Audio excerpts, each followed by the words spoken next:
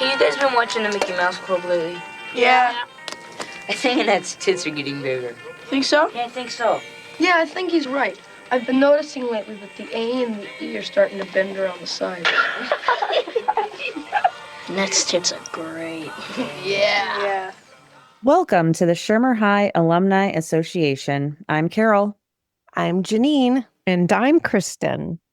And we rewatch movies from the 80s to determine, did that age well?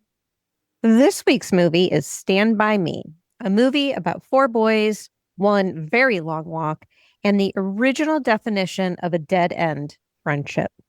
It's nostalgia, it's heartfelt, and somehow nobody thought to call an adult. Join us as we rewind, rewatch, and remember the decade that shaped us.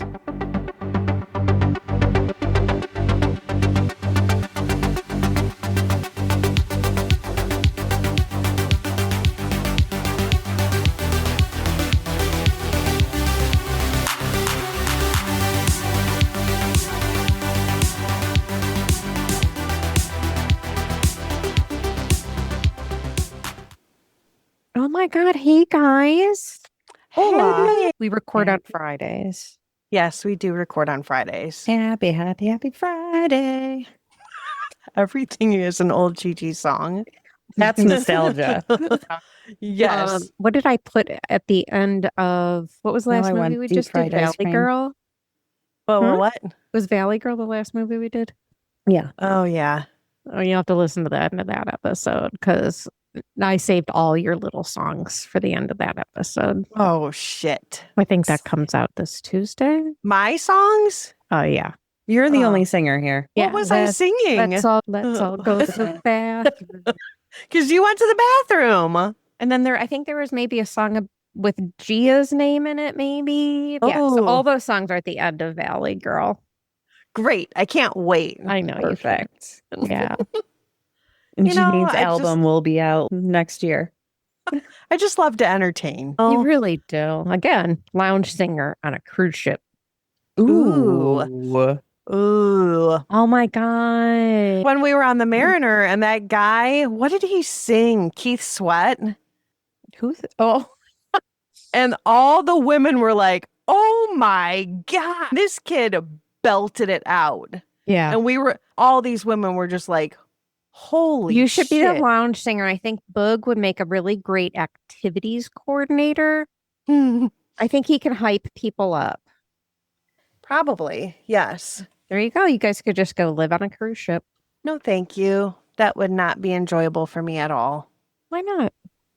Okay. To explore new countries. Mazatlan? We're going to a beach club in Mazatlan. That's cool. That's how I explore countries, is by going to their beaches.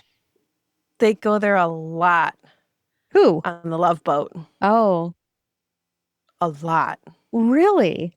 Have I you didn't watched know really? Love You Boat? should. Oh, yes. Oh, okay. I didn't know that. And I assume everyone has seen this movie, Yes. this week's movie. Yes, and either I'm a horrible wife or I just didn't pay attention that this is one of Joe's favorite movies. He was very excited that I was watching it. Did he watch it? Oh, yeah. He was like, why are you watching this? I can recite word for word. I'm like, yeah, I don't think I've watched it in 20 years. Horrible. Yeah. Aw. And then he would come in every so often and be like, oh, this is a good part. I'm like, we have it rented for 48 hours. So Watch it all you want. binge. Well, he gave us good mojo on Rad. So That's true. yeah. Yeah, maybe this is a good thing. We Yeah. need Joe to Yeah. pick all the movies. Oh, and then he was talking about bawling his eyes out when he would watch it as a kid. And yeah, I love No. boys are so This- sensitive and they're never allowed to. struck a chord. Boys Yeah. just aren't encouraged to show their sensitive side. No, Yeah, feel your feelings. this was a feeling type movie. It Yeah. was. It really was. So, Stand By Me follows four 12-year-old boys, Gordie, Chris, Teddy, and Vern, who set out on a 2-day journey to find the body of a missing boy named Ray Brower. What begins as an exciting adventure quickly becomes something much more meaningful as the boys confront danger, fear, and the complicated realities of growing up. And we have an all-star lineup here. This is a great cast of kids. It is. First, we have Wil Wheaton, who was born Richard William Wheaton III on July 29th, 1972 in Burbank, California, and began acting professionally as a child. His breakthrough came in 1986 when at age 13 he portrayed Gordie LaChance in this week's movie, Stand By Me. The following year, he was cast as Wesley Crusher on Star Trek: The Next Generation, a role he played throughout the series run from 1987 to 1994. He was an excellent Wesley Crusher. Following Star Trek, Wheaton continued working in film and television, appearing in Toy Soldiers, Flubber, Leverage, Eureka, and The Big Bang Theory, where he portrayed a fictionalized version of himself. He has also provided voice work for animated television series and video games. I love that version of Wil Wheaton in Big Bang Theory. So iconic. Yes. Just It's so fantastic. It is. Wheaton expanded his career into writing, narration, and online media. His books include Just a Geek and Still Just a Geek, and he has narrated numerous audiobooks, including Ready Player One. He created and hosted Tabletop, a web series focused on tabletop games that became part of the broader growth of online gaming and geek culture programming. He also hosted The Ready Room, an official Star Trek after show. In 2025, Wheaton launched It's Story Time with Wil Wheaton, an audiobook podcast featuring short fiction and other stories. He has also spoken publicly about his experience as a child actor and his mental health, and has advocated for greater awareness of mental health issues and healthier working environments for young performers. Wheaton is married to Ann Prince, and they have been together since 1999. In 2026, he reunited with Corey Feldman and Jerry O'Connell for the 40th anniversary event celebrating Stand By Me. He continues to work as an actor, writer, narrator, and host. River Jude Phoenix, born August 23rd of 1970 in Madras, Oregon, was an American actor, musician, and activist whose career lasted approximately a decade. He began working professionally as a child and made his feature film debut in Explorers in 1985. His breakthrough role came as Chris Chambers in this week's movie in 1986. Phoenix was 15 years old at the time. He subsequently appeared in films including The Mosquito Coast, A Night in the Life of Jimmy Reardon, Little Nikita, Running on Empty, Indiana Jones and the Last Crusade, Dogfight, and My Own Private Idaho. Classics. Phoenix received an Academy Award nomination for the Best Supporting Actor for Running on Empty in 1988, becoming one of the youngest nominees in the category at that time. For My Own Private Idaho, he received the Volpe Cup for Best Actor at the Venice Film Festival and the Independent Spirit Award for Best Male Lead. Outside of acting, Phoenix was a musician and an active supporter of animal rights and environmental causes. He was a committed vegan and publicly advocated against animal cruelty. He was also the older brother of actor Joaquin Phoenix and his siblings Rain, Liberty, and Summer. Phoenix Those are awesome names. I know, right? Jeez. Phoenix died on October 31st, 1993, after collapsing outside the Viper Room nightclub in West Hollywood. He was 23 years old. The LA County coroner determined that his death resulted from acute multiple drug intoxication and ruled the death accidental. At the time of his death, Phoenix was working on the film Dark Blood. Production was left unfinished, and the film was eventually completed and released posthumously in 2012. Despite his short career, Phoenix is regarded as one of the most significant young actors of his generation, with Stand By Me, Running on Empty, and My Own Private Idaho among his most recognized performances. And we also have Corey Feldman, which, side note, since Joe saw me watching this movie, he decided to type in Corey Feldman because apparently he's just gone off the deep end lately. Oh, And it's sad but humorous. But anyway, he's probably still in there watching it. So Corey Scott Feldman was born July 16th, 1971 in Los Angeles, California, and began his professional career at approximately 3 years old, appearing in commercials and television programs. He became one of the most prominent child actors of the 1980s. His early film credits include Friday the 13th, The Final Chapter, Gremlins, and The Goonies. In 1986, he appeared in Stand By Me as Teddy Duchamp. He subsequently starred in The Lost Boys, where he appeared alongside fellow actor Corey Haim. The two became widely known as the Two Coreys and later worked together in films, including License to Drive and Dream a Little Dream. They also reunited for the television series The Two Coreys. Feldman has worked in film, television, voice acting, directing, producing, writing, and music. His later acting credits include both live action and animated projects, and he has released multiple music albums and toured as a musical performer. In his 2013 memoir, Choreography, Feldman discussed his experiences as a child actor, including abuse he said he experienced in Hollywood and his struggles with substance abuse. He has subsequently spoken publicly about the protection of children in the entertainment industry and advocated for greater awareness of abuse involving young performers. Feldman has remained active in entertainment through his adult life. In 2026, he reunited with Wil Wheaton and Jerry O'Connell for the 40th anniversary of Stand By Me. His career has now spanned more than 4 decades, beginning with commercial work as a child and continuing through acting, music, writing, and advocacy. Jerry O'Connell, again, everything, it's like the 6 degrees of Kevin Bacon, right? Everything comes back to Neville Longbottom, right? And he is the absolute physical embodiment of Neville Longbottom. yeah. Absolutely. You would never know that was Jerry O'Connell. No. Never. No way. Never.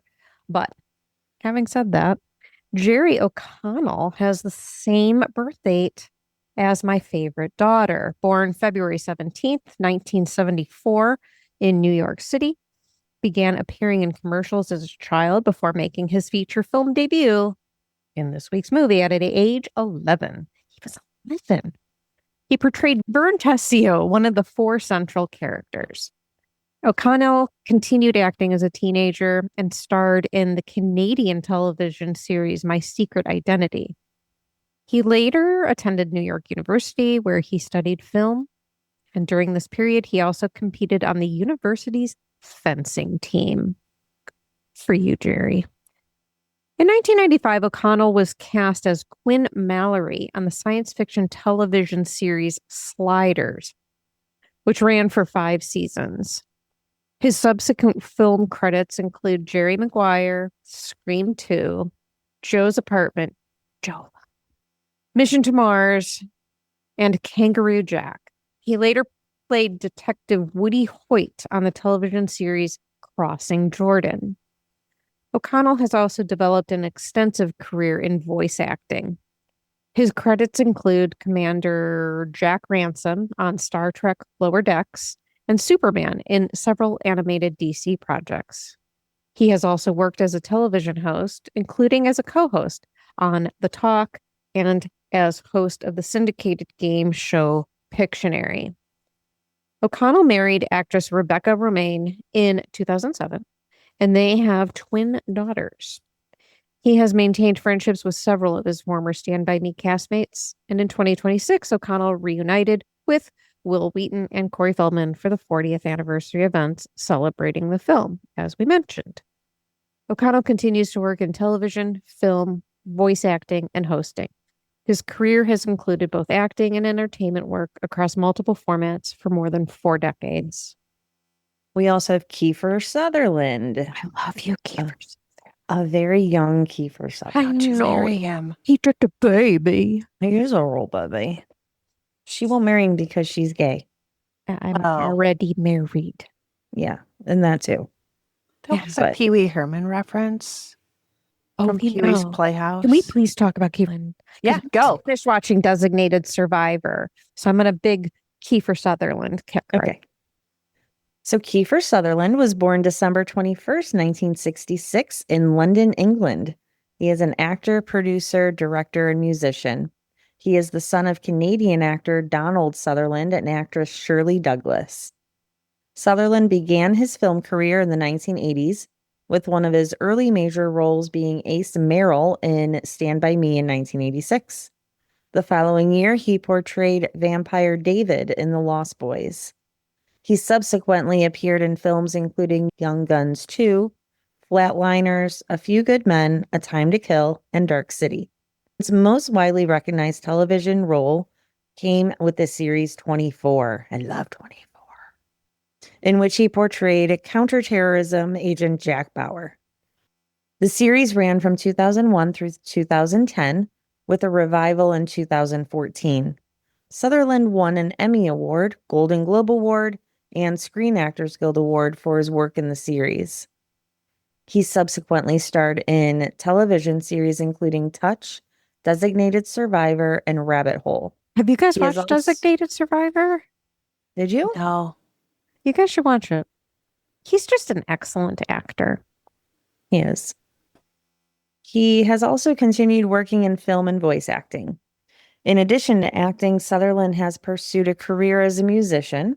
He has released several country rock albums, including Dawn in a Hole, Reckless and Me, and Bloor Street. Okay, I'm going to need to look this up on Apple Music. Please do. I'm going to. And has toured internationally with his band. He has also directed films including Truth or Consequences, NM, and Last Light. Sutherland has 2 children, including actress Sarah Sutherland, known for her role as Catherine Meyer in Veep. He was married to actress Camelia Cath and later to Kelly Wynn.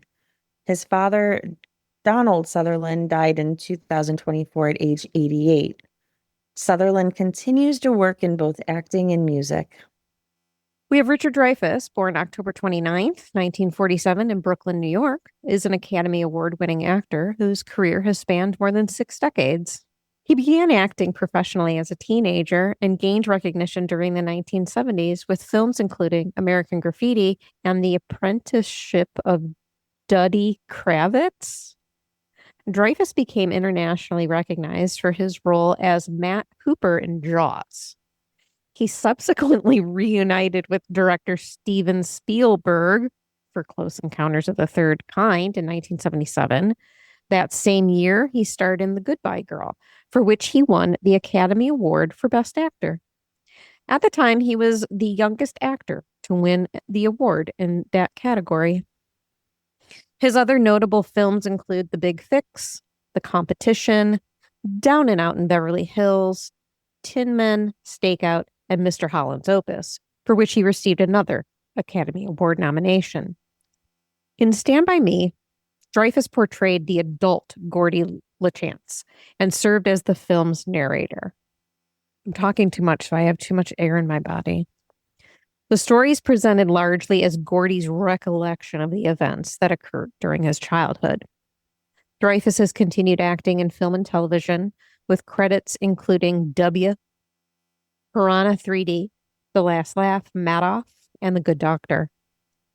He has also been involved extensively in civics education and founded the Dreyfuss Initiative, an organization focused on strengthening civics education and teaching American history and constitutional principles.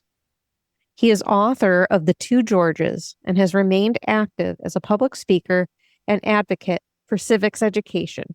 Dreyfuss has 3 children and has been married 3 times.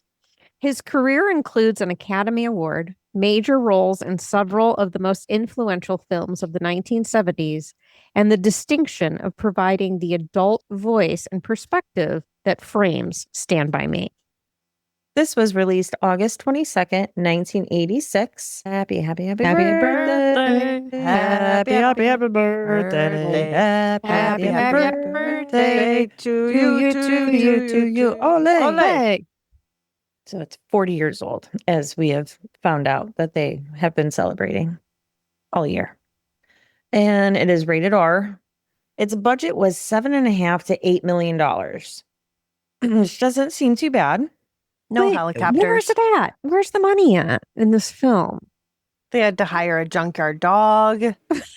Yeah, it's hard They had to tell have a lot what of was- trains. Hard to tell what was natural and what was set design. The deer. The deer. It was a robot deer. Matronic Deer by Walt Disney. Right. I'm just trying to think where, because we're so used to seeing 3 million, right? Like, where's $8 million in this film? It's probably a lot of the freaking cast. There's a lot of bodies on this set. There are, but they probably all got paid absolute garbage. Oh, for sure. Being Yeah. kids. Yeah. It's just Absolutely. interesting. It would be, I just want the budgets for these films. I just want to know where this money Right. came from. There's walking in fields. Yeah, I guess we could have dove into that, but It's regardless, not that important. yeah, it brought in 52 million. Wow. Job Stand By Me, as it should have. Yeah. Absolutely. Yeah, It absolutely. opened in a limited release of 16 theaters on August 8th of 86 and grossed 242.8, Who averaging about 15,000 per theater. So who it is the did really well. distributor? I just didn't watch the movie. Who distributed this movie? Columbia Pictures. Okay. Yes. We don't know why. They only released it to 16 theaters. To test the start waters. out to, the test market. We've just never seen that before. In 50 some episodes, we haven't Maybe seen they the number weren't that- sure how people would receive it. I feel like a couple other had limited theaters first before it came out nationally. And I want to say there But were not like- only 16 theaters. no, that's a low number. Yeah. But it then had a wide opening in 745 theaters on August 22nd and grossed 3.8 million, averaging a little over 5,000 per theater and ranking number 2. The film's widest release was 848 theaters, and it ended up earning 53 million overall, well above its $8 million budget. So they just sprinkled it. Yeah. So, Stand By Me opened in just 16 theaters on August 8th, 1986, because Columbia Pictures was using a limited platform release strategy to build word of mouth momentum. So, several factors. The rollout of this was they really were uncertain because this was based on a Stephen King story. And they said it was low budget and they had low expectations. I was like, that was not a low budget. no. For 1986, I feel, and it worked. So I think this is kind of like where that might have started, because we've seen a lot of movies that just have this limited release and then they release it everywhere. Mhm. It's almost like we're seeing that starting to happen. It's just I'm just interested by that. Facts. We like facts. We do. Well, beginning March 27th of 2026, the film was re-released for a week in honor of its 40th anniversary. On April 10th, 2026, Stand By Me began its 40th anniversary re-release in the European, Middle Eastern, and African markets. Per Box Office Mojo, the film's overall 40th anniversary earnings were a little over 700,000 domestically and about 75,000 internationally as of May 15th, 2026. The principal photography began June 17th of 1985 and ended on August 23rd. So 2 months of filming. And much of the film was shot in Brownsville, Oregon, which stood in for the fictional town of Castle Rock. Located between Salem and Eugene, the town was selected for its small town 1950s ambiance. Approximately 100 local residents were employed as extras. Other scenes. That's where the budget went. Right. All those Other surroundings. scenes were filmed in nearby Cottage Grove, Veneta, Eugene, and Junction City.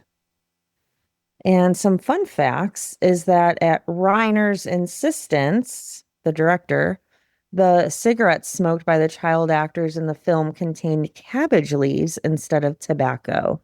Thank Ew. God. What would that taste like? Ugh.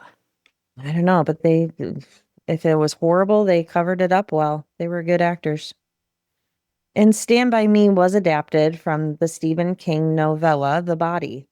Stephen King was very impressed with the film. He excused himself for 15 minutes at a private screening of the film to compose himself.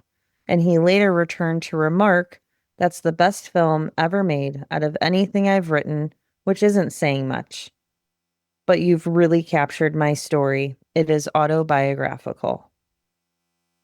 That was really cool. In 2013, July 23rd was designated as Stand By Me Day by the Brownsville Chamber of Commerce. Thousands of fans returned to Brownsville, Oregon on Saturday, July 25th, 2026 for the 40th anniversary celebration of Stand By Me, an event that turns the town into a living pilgrimage site for movie lovers. Did Tommy go to this? I don't know. He Feel like you should've. should have. Oh, you should ask him. I will. Between this and the Goonies site, woof. You'd be in hog heaven. It was a Goonies site, right? No. You went there, what, twice? Yeah. I think so. Wow. You should ask him. The hosts and filmmakers described how physically walking through the locations where the coming of age classic was shot helps the magic feel real again. And this film had multiple award nominations at the 8th Youth in Film Awards. The film received the Jackie Coogan Award for Outstanding Contribution to Youth Through Motion Picture for ensemble cast in a feature film for our 4 main actors. Many nominations for Golden Globe Awards, Directors Guild of America, Independent Spirit Awards, and an Academy Award. Well, with all that background, should we get into it? Let's do it. You know what nobody in these movies ever had? Good sheets and PJs. Leah Thompson certainly deserved better when she was sleeping with a duck, or what Dale had to sit in on that harem bed from Flash Gordon. Meanwhile, I'm over here rewatching all of this stuff wrapped up in the world's coziest ensemble. That's Cozy Earth. Bamboo sheets and pajamas, ridiculously soft, and they actually keep you cool instead of turning your bed into a sauna, which, for girlies of a certain age, is a game changer. Oprah's put them on her favorite things list 7 years running, so it's not just me. Right now, you can get 21% off with code SHAWPODCAST. That's SHAA podcast at CozyEarth.com. Links in the show notes, too. By doing this, you help support the show, but believe me, I'd be talking about these PJs either way. We start this movie off with a man sitting in a car on a desolate road. He's reading a newspaper article that's titled, "Attorney Christopher Chambers Fatally Stabbed in Restaurant." He then watches 2 young men ride by on their bikes wearing book bags. He then starts thinking about how, when he was 12 years old, going on 13, it was the first time that he ever saw a dead human being. It happened in the summer of 1959, Labor Day weekend. We're now in a flashback to when this man was 12. We later learn that his name is Gordie. He was living in a small town in Oregon called Castle Rock. We see him go into a store and buy a magazine, and then he heads to a treehouse. His friends, who are played by River Phoenix and Corey Feldman, are there, smoking cigarettes, playing cards, drinking Coke. Gordie then introduces Teddy Duchamp, the craziest guy that Gordie ever hung around with. He wasn't given much in life. His dad was given fits of rage. One time, he held Teddy's ear to a stove and almost burned it off. Chris Chambers was the leader of their gang, and he was Gordie's best friend. He came from a bad family, and everyone just knew that he would turn out bad too. Suddenly, there's a knock on the treehouse door, and it's Vern, who is played by Jerry O'Connell. Vern wants the guys to tell their parents that they are camping out in Vern's back field. He proceeds to tell them a story that he overheard his older brother Billy discussing about a boy who was missing named Ray Brower. He's missing from a neighboring town. And his brother Billy apparently boosted a car while they were out on Back Harlow Road. They found this kid dead, but they couldn't call it in because the cops would want to know why they were out on Back Harlow Road. And Teddy interrupts and he's like, I know where Back Harlow Road is. Me and my dad used to fish out there. The train tracks are right there. Apparently, Ray Brower was out picking blueberries, and he must have followed the train tracks way out there. And when it got dark, the train must have come through and El Smacko. Chris says, tell the guys that he bets that if they go out there to find him, they will get their picture in the paper and maybe even get on TV. They plan it out, and they say that they're just going to be tenting out in the field to their parents. Vern tells his parents that he's going to stay over at Teddy's, and then they all tell their parents that they're going to the drag races the next day, which is the perfect plan. Now we see Gordie talking about how he's really become the invisible boy at his house because his older brother Dennis passed away 4 months earlier, and his parents haven't been the same since. His older brother is played by John Cusack, which we don't mention, but we've gone over John Cusack. Gordie and Dennis, they get along really well. And Gordie's dad wants to know why he doesn't have friends like Denny did. He calls Chris a thief because he stole milk money. And Gordie actually stands up for him to his dad. We see the boys head out right around noon, and Gordie meets up with Chris. Chris walks with Gordie behind a business, and Chris proceeds to show Gordie that he has a gun with him for protection. And Gordie accidentally discharges the gun, and they run away. They then come across Chris's brother, and Kiefer Sutherland takes Gordie's hat that Denny, his brother, had given him. She's really upset. It was very sad. And then I kept thinking, I hope he's going to get that hat back at some point. Yeah, sad. It is sad. Because in that scene where they talk about Denny, we see this little scene between Gordie and Denny gives Gordie that hat. And it's really heartwarming. So Kiefer Sutherland, we don't learn his name yet, throws Chris on the ground. And after Chris kind of insults him, they get into a little scuffle. Chris's brother is just standing there watching his brother and laughing like it's funny. Chris apologizes and they end up taking Gordie's hat. The boys are now heading out to the train tracks. It should be about 20 miles or maybe 30 to get to where they're going. They're singing and they're walking along the train tracks. And they decide that they're going to go to the junkyard to fill up their canteens with water. But Chopper the dog might be there. And they suddenly realize that nobody has brought any food with them. So they all decide to pull together their money, and they have a total of $2.37. A train starts coming by, and Teddy decides, you know what? I'm going to dodge the train. Except he's really focused on this train, and he's not moving. And the boys start to get a little worried, and you kind of realize that Teddy's a little off. And the boys are screaming at him to get off the tracks. And finally, Chris has to go and pull him off the tracks because he was not moving. And I think the boys were really afraid that he was going to end up getting hit by that train. And Teddy gets pissed and they end up fighting. Chris is upset that essentially Teddy tried to kill himself. But they end up making up and they continue forward. And now we see Charlie, Billy, Ace, who is Kiefer Sutherland, and Eyeball. And they're playing mailbox baseball.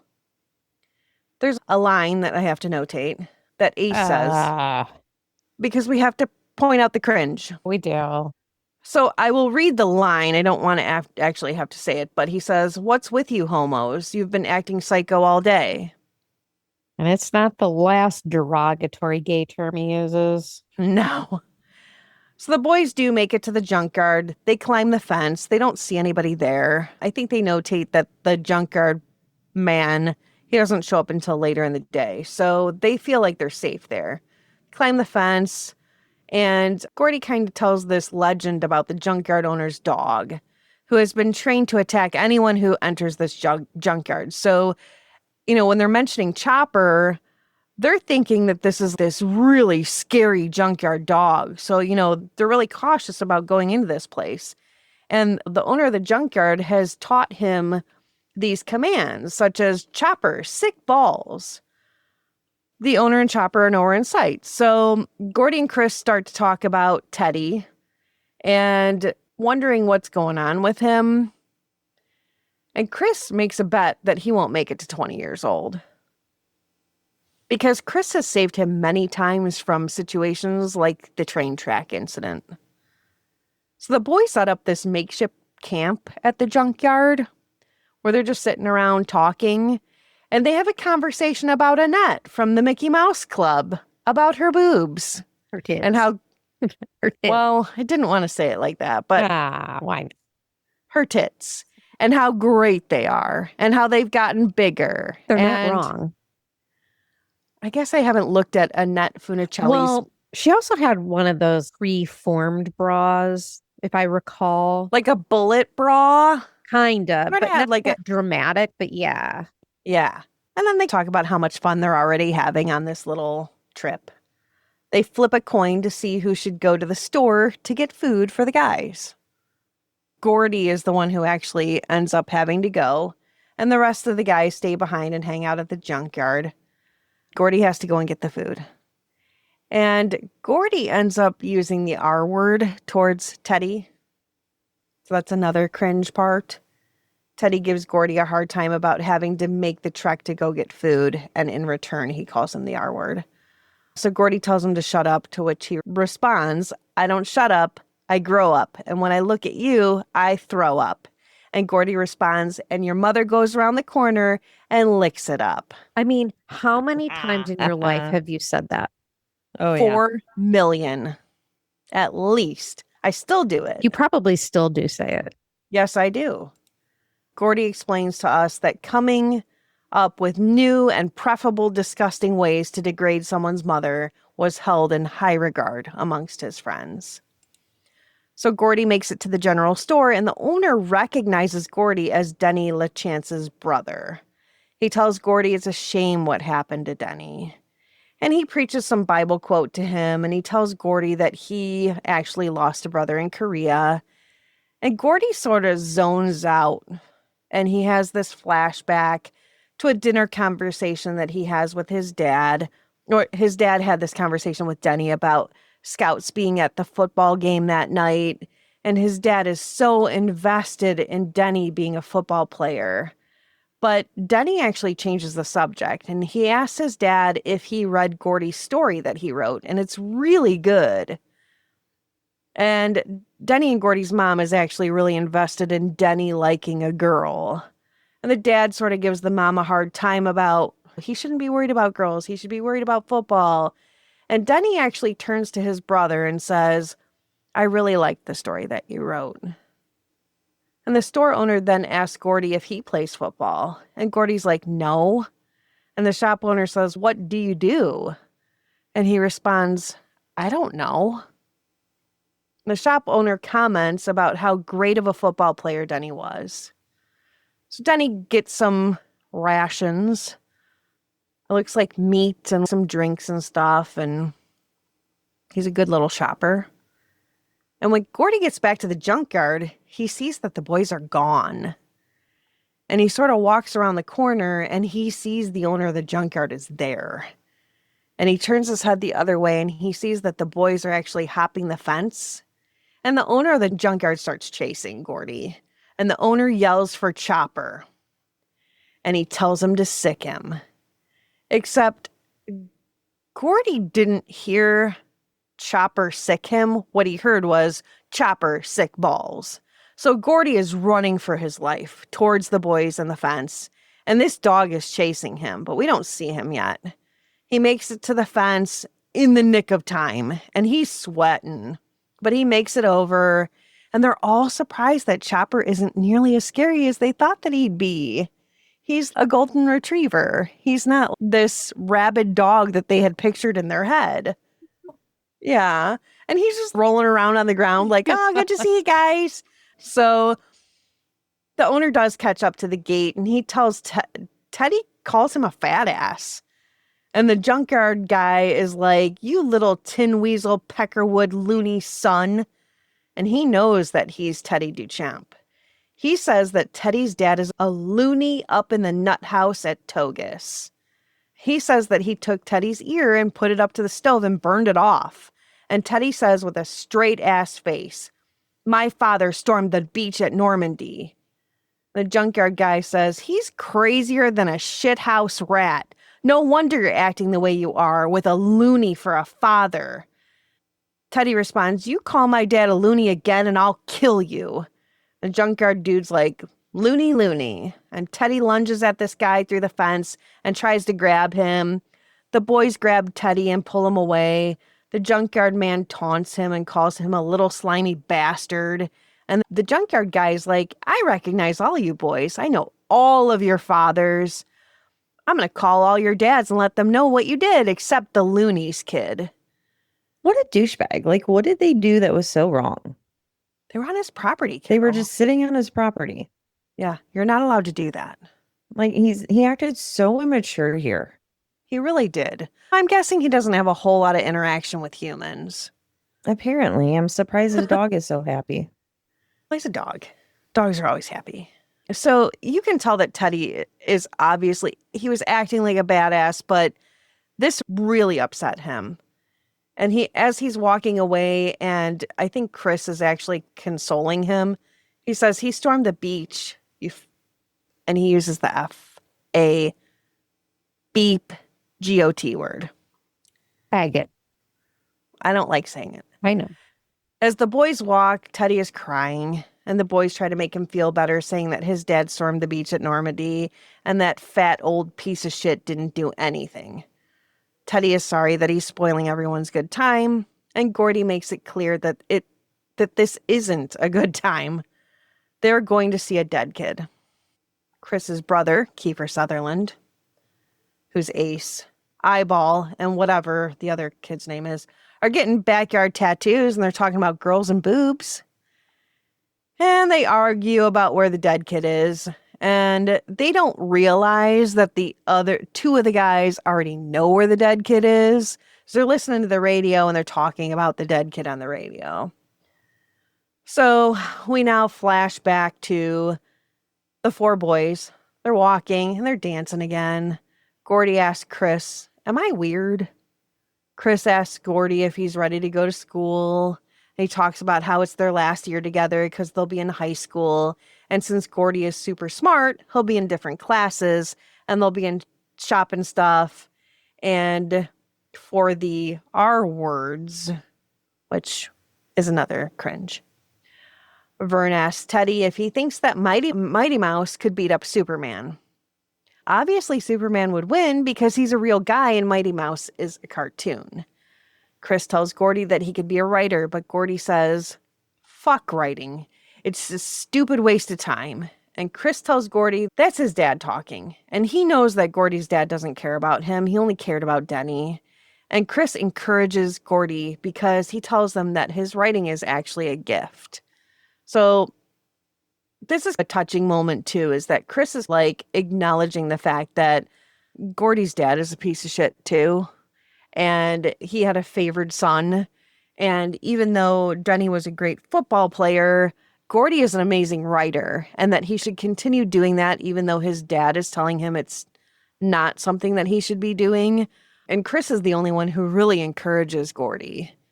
And we see that come into fruition at the end of the movie. But the boys continue to follow the train tracks, and they come across a very long trestle bridge.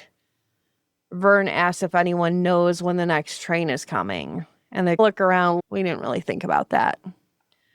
And an alternate route is suggested, but it could take till dark just to take that alternate route. So Teddy says if a train comes, they'll just need to jump. But the problem is that it's about 100 feet off the ground, well, into the water. So Teddy says that he's going across because it will only take 10 minutes. He'll be on the other side relaxing with his thoughts, and Gordie makes a masturbation joke about that. Gordie then feels the tracks before they head over the bridge because if you've lived around train tracks, you know if you put your hand on the tracks, you'll actually feel it vibrating. And it makes you can hear this metallic clinking noise in the tracks. And he looks back okay, I don't really feel anything. So you can see through the trestles just how far down it is into the water below, and it's high up. Vern is actually crawling across the trestles because he's scared, and Gordie is trailing behind Vern. Vern ends up watching his comb fall out of his pocket and straight into the water below. And Vern kind of turns around and looks at Gordie. He's like, I lost the comb. Because that was the one thing that Vern was so proud that he brought was a comb.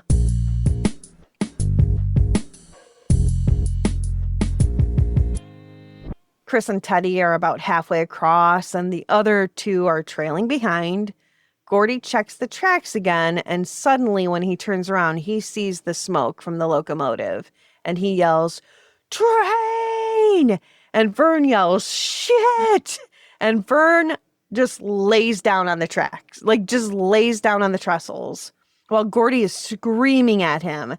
They get up finally and start running for their lives. And the train whistle is blowing, and Gordie is screaming.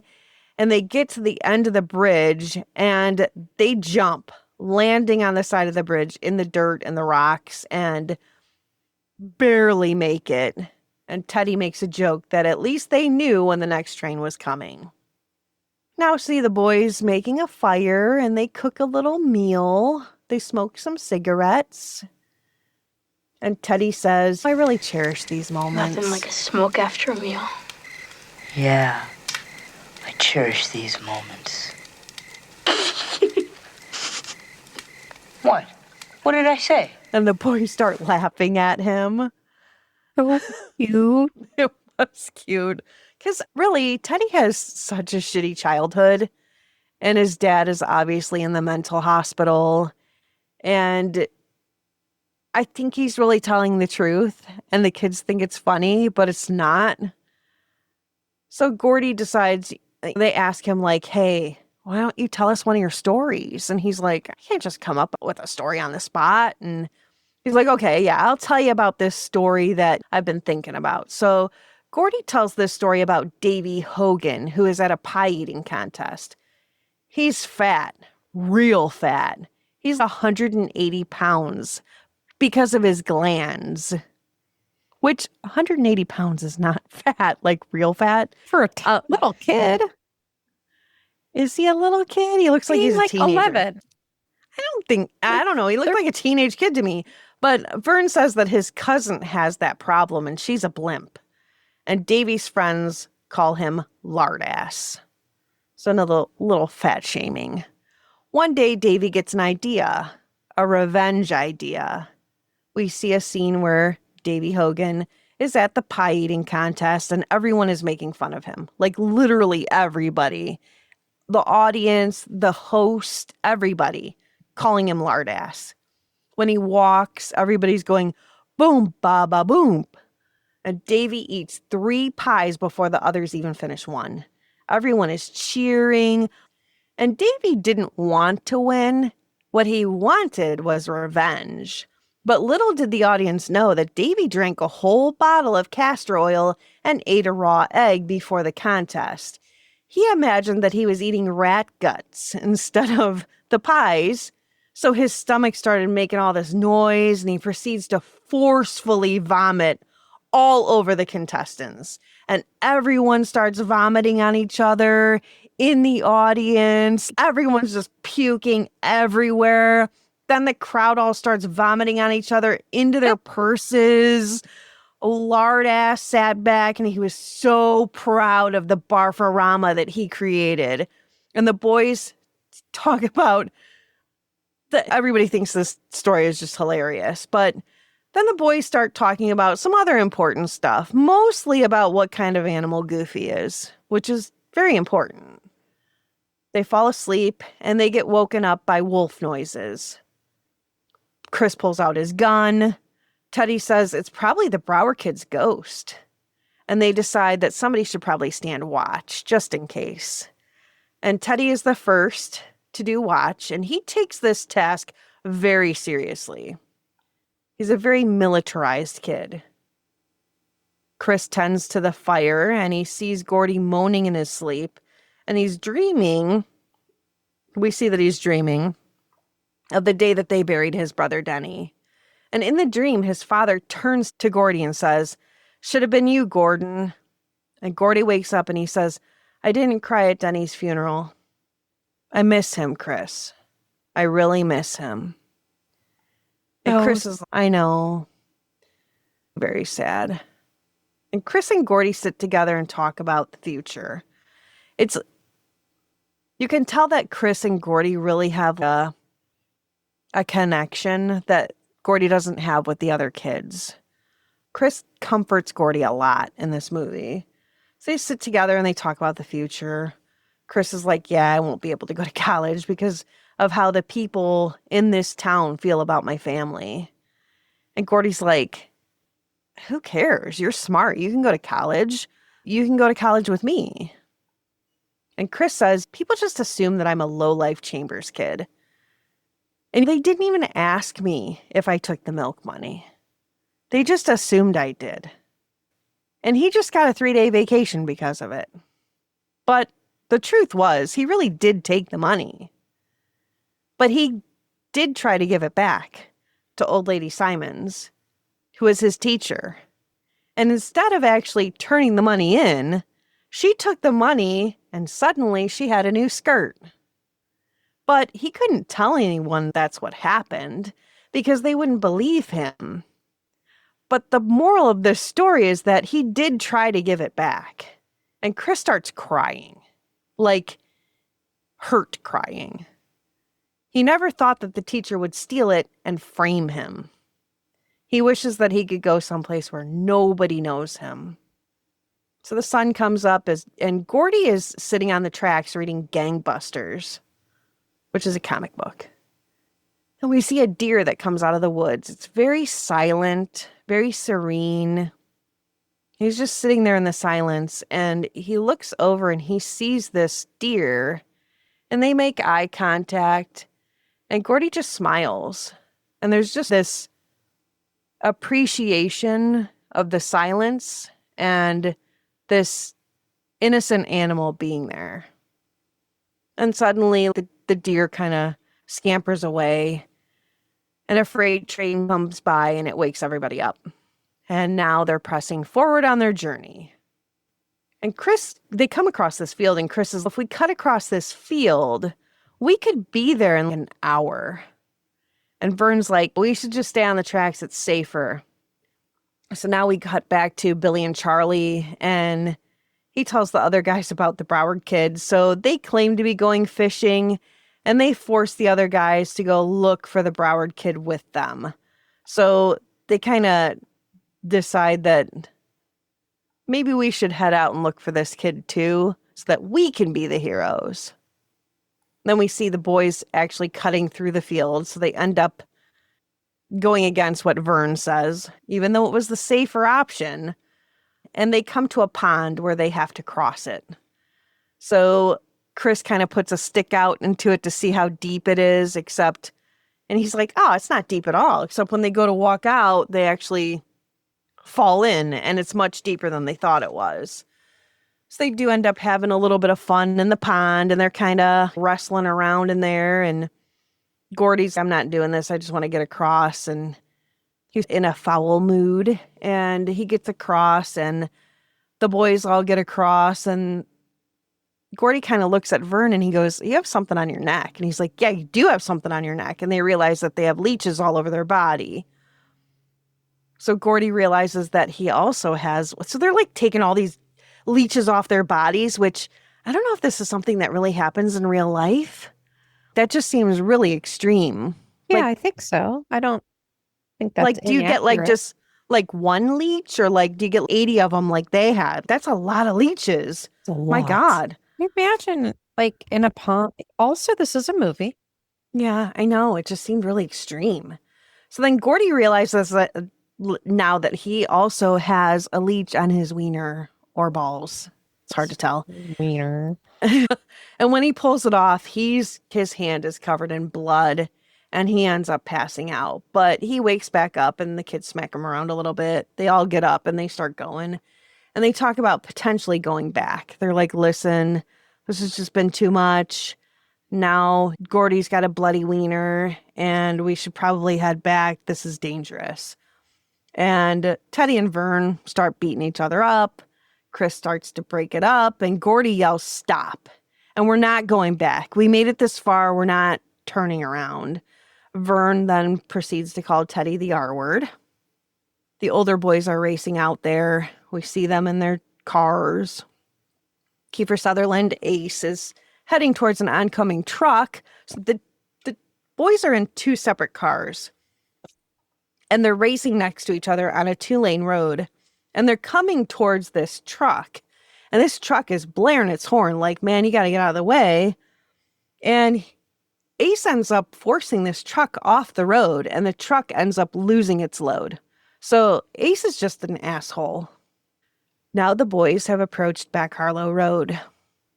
And the Brower kid must be around there someplace. So they pick sides. You guys go on the right, we'll go on the left.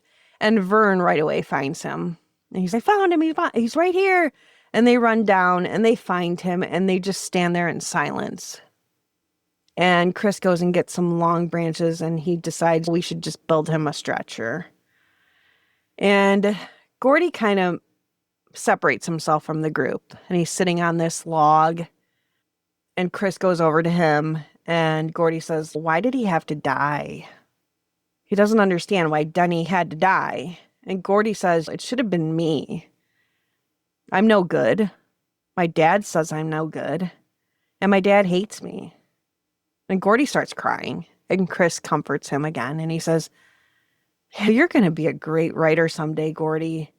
You might even write about us someday if you're hard up for material. And Gordie he smiles a little bit and he's like, I'd have to be really hard up. So Ace and Eyeball show up and they come across the kids and they're like, oh, okay. And then Charlie and Billy. And it seemed like there were other guys there too that I didn't recognize. So Ace is like, I'm going to give you an option here. You can either leave or you can get your asses beat.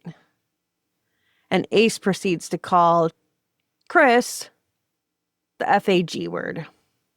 And Ace tells Chris to choose.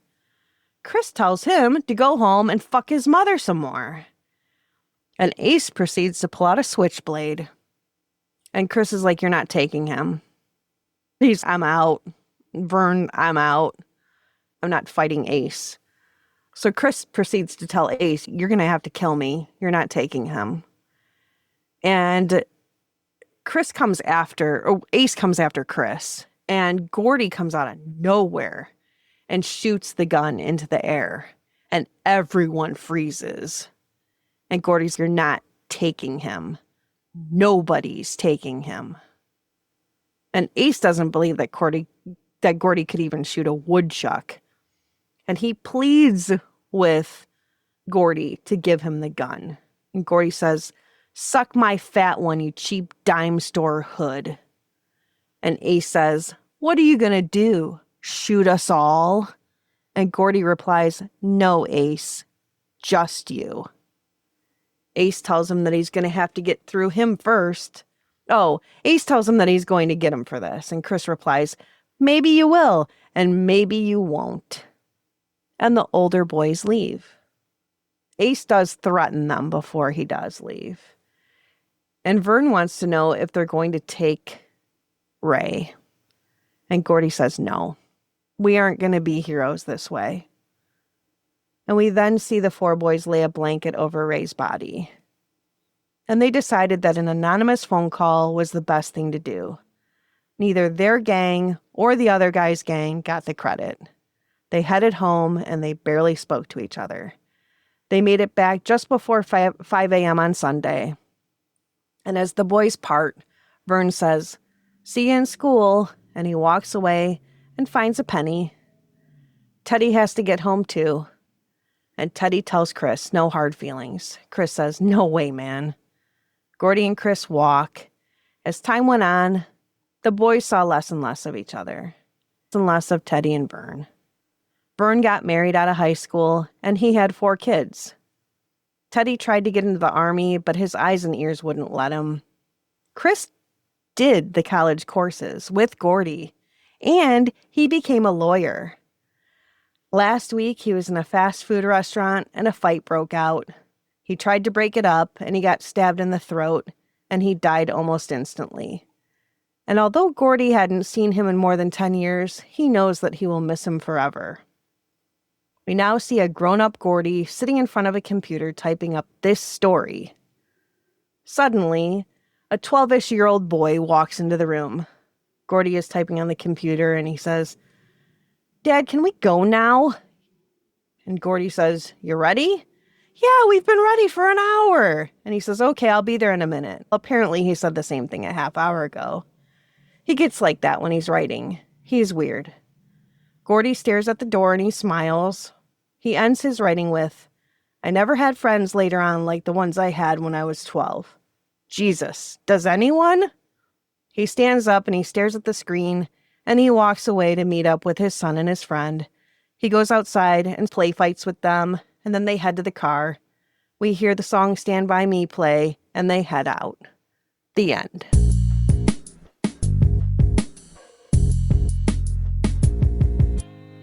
Wonderful movie. Now, I am surprised with this ending that their experience didn't make them closer and it drifted them apart. And I wonder what the. I think wonder that's why. just kind of this example of the end of youth before they all become teenagers, go their own ways. I think it's that example of the kind of that end of youth. I have plenty of people that I've had in my life that we all do, right? Yeah. You're going to be friends forever and you just go down different paths. It just happens. It's inevitable. Yeah. Yeah, I just figured in a town of 1,200 people, they would have maintained their relationships better. I think it depends. If Chris started, they go to high school and we don't know. Like Chris, And I'm sure other towns probably go to that high school too. And then they start to meet other people. Different crowds. It just happens. Yeah, it does. And then Gordie and Chris got out. They got out. Yep. The Metascore on this is one of the best we've seen in a while. It's got a 76 and Tomato Meter has an 89.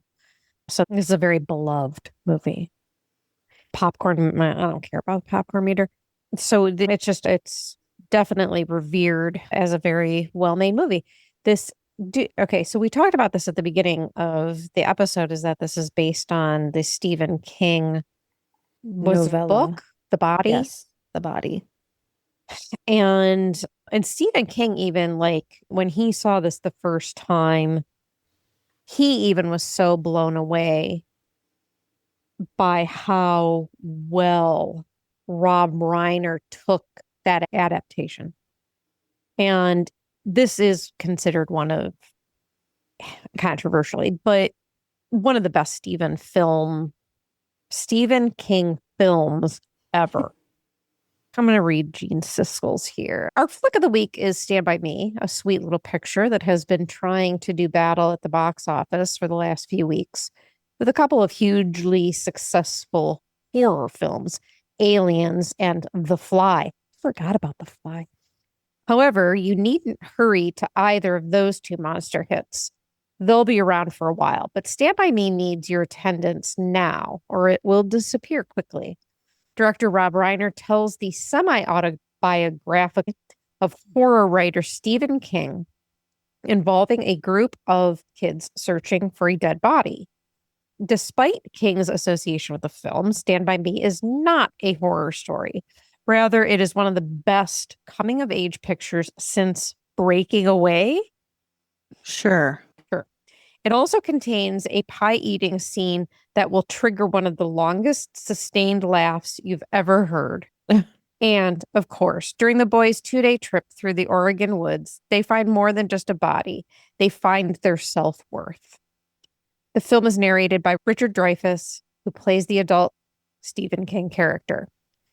He reflects on a journey and a friendship that changed his life, giving him the courage to become a writer in the face of a disapproving father. Both Aliens and The Fly are about courage, but the battle lines are clearly drawn. In Stand By Me, the biggest beast one has to conquer is more subtle. It's one's own self-image. The film's R rating is absurd. Teenagers and their parents are more likely to be enchanted by the entire film than offended by a couple of cuss words. Variety says scripters have written inspired dialogue for this quartet of plucky boys at the hard to capture age when they're still young enough to get scared and yet old enough to want to sneak smokes and cuss. Word. Like, that's not even like, Not really a review. it's not, that's an not a review. I overview. don't even know what the fuck that is. Time said Stand By Me is a shock. It trumpets its sensitivity while reveling in coarseness. And at its climax, it suggests that manhood can be found through the barrel of a gun. Maybe this is how Rambo discovered puberty. Maybe real kids should be discouraged from following his example. Yeah.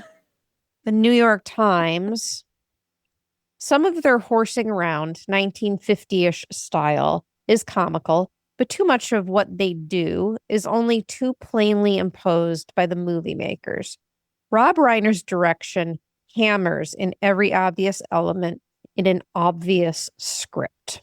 I don't think it was too obvious. But what do I know? Where did you guys watch this? What platform? I watched it on my Russian free website. Where can you watch it? Oh, I watched it on HBO Max. Okay. You can watch it on Prime, which isn't even listed here. It isn't. No. So I figured, oh, I have Prime digital credits. I'll see if it's on there. And it was. So with all my digital credits, I watched it for free. How did Janet Maslin not review this? No, she didn't. Hold on. Wait. She did not write a standalone.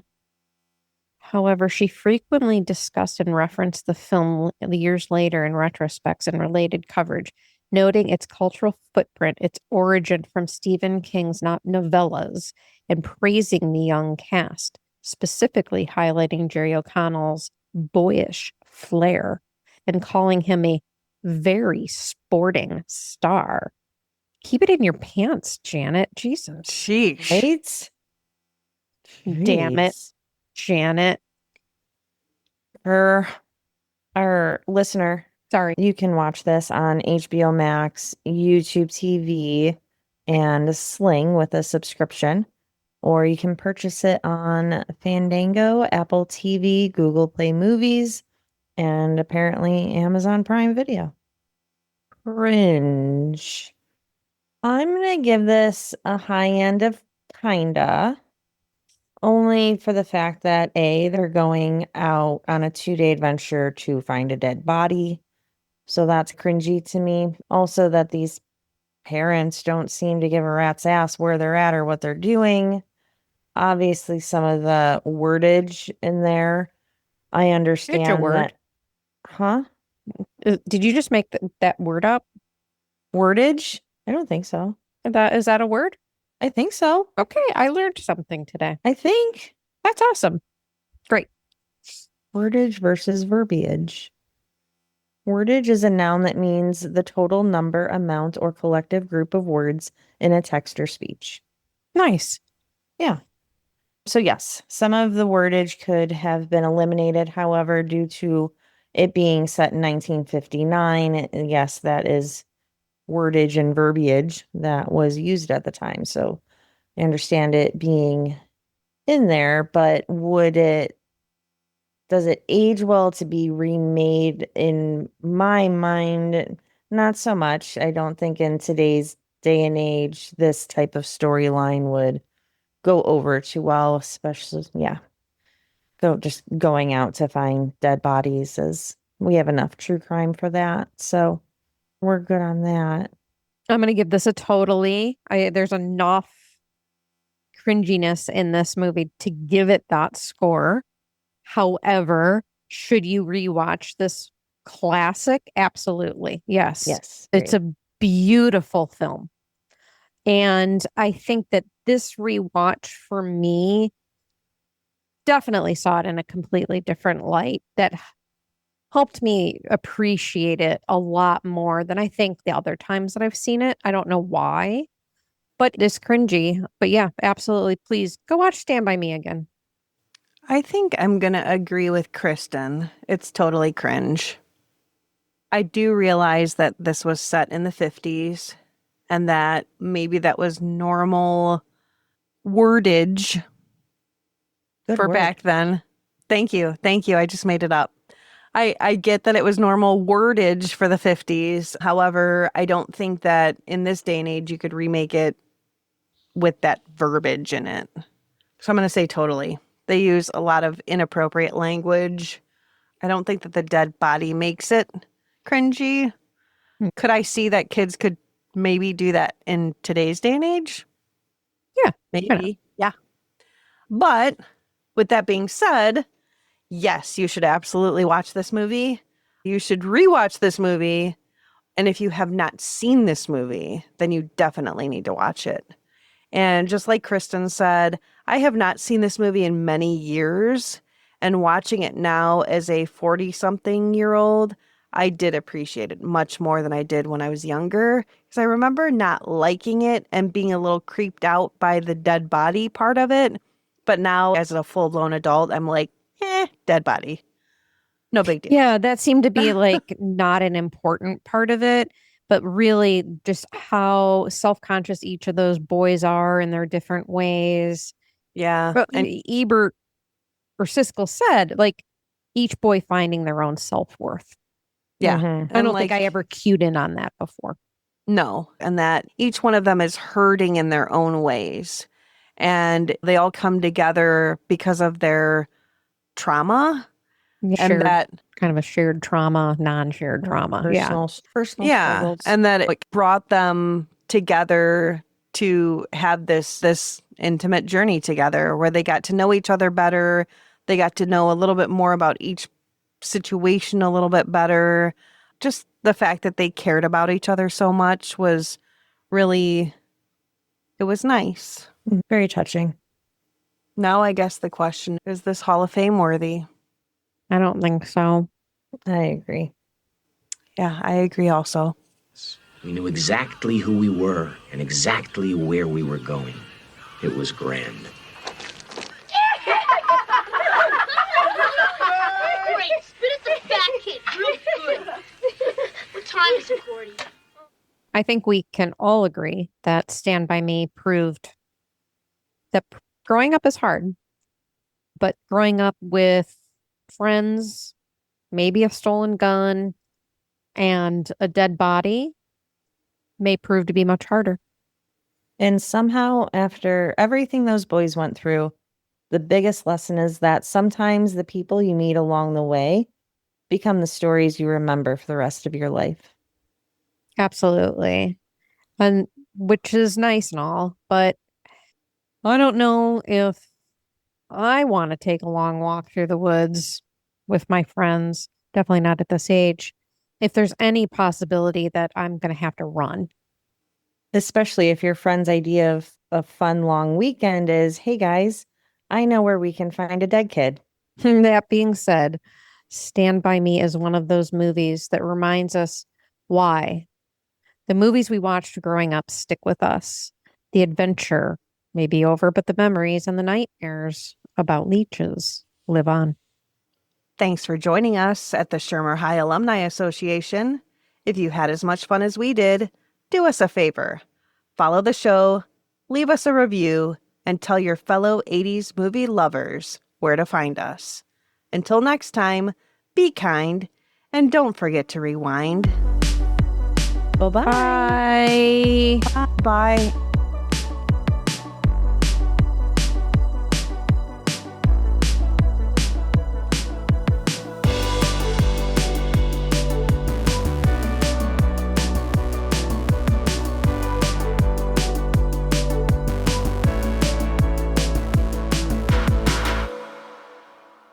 I can only eat one food for the rest of my life. It's easy. Pez. Yes. Cherry flavored Cherry. Pez. That was No. such a great answer. No question about it. That was such a great answer. Pez. Pez. Cherry flavored Pez. Can't tell you the last time I had Pez.